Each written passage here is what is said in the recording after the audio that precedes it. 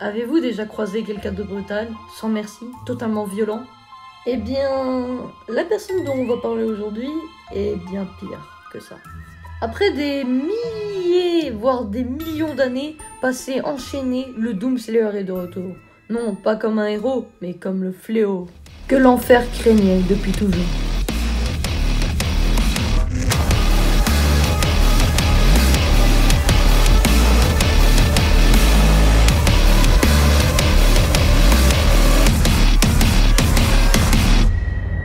Notre histoire commence non pas dans les tréfonds de l'enfer, mais sur Mars, avec l'Union Aerospace Corporation. Très beau accent anglais. Là-bas, c'est le summum de l'ingénierie et de la recherche spatiale. Leur découverte, l'argent énergétique, une source d'énergie illimitée, puisée directement du royaume démoniaque. Imaginez une solution contre la crise énergétique mondiale. Des profits astronomiques, l'utopie technologique à portée de main. On pourrait dire qu'ils avaient le flair pour les bonnes affaires, mais pas pour la sécurité. L'UAC a construit des installations massives sur Mars, des laboratoires de pointe aux raffineries gigantesques. Cependant, pour exploiter argent, ils ont dû ouvrir des brèches dimensionnelles, ramener des démons pour les étudier et manipuler des artefacts infernaux. Ils jouaient à un jeu très dangereux, dont ils ne comprenaient pas les règles. Spoiler alerte, ça n'a pas très bien fini pour eux.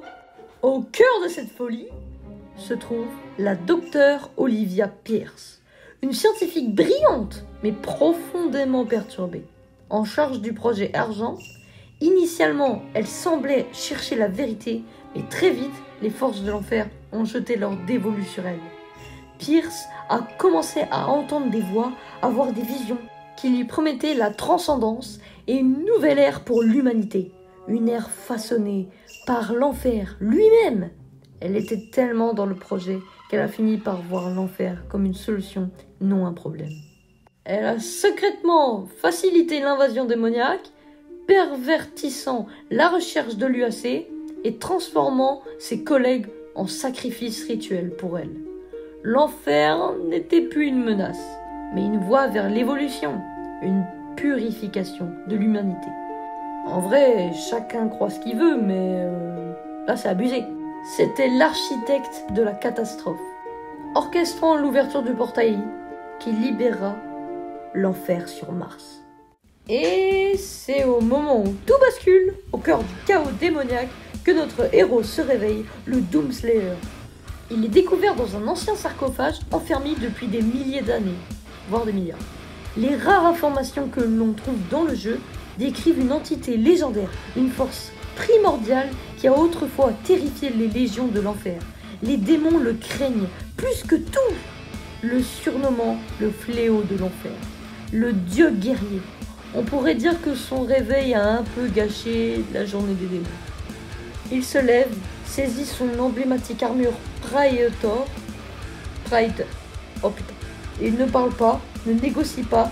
Sa seule motivation est une rage pure et absolue, une volonté inébranlable.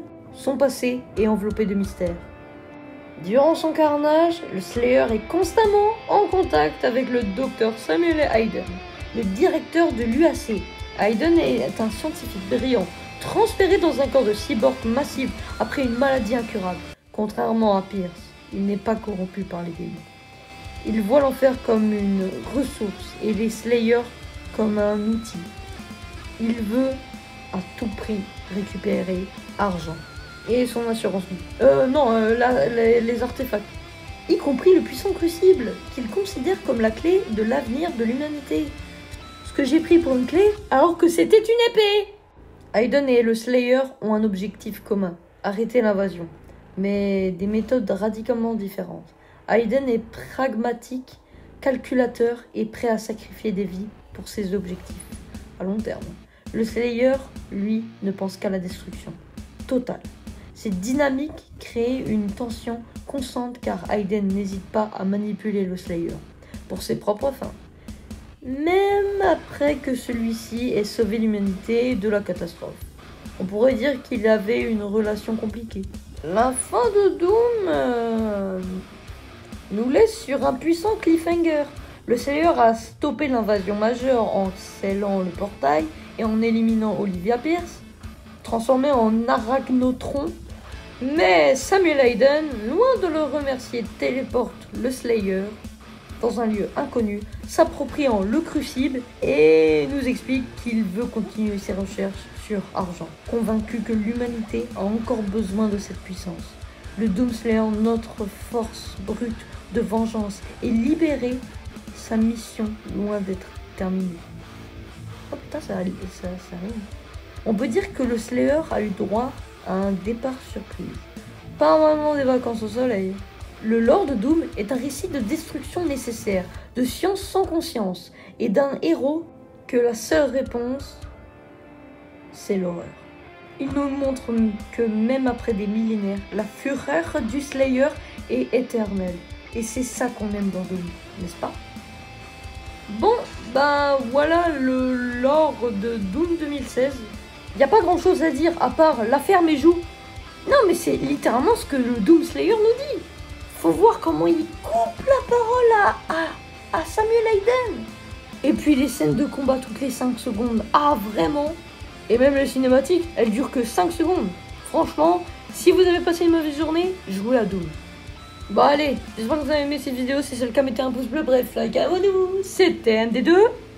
Ciao ciao.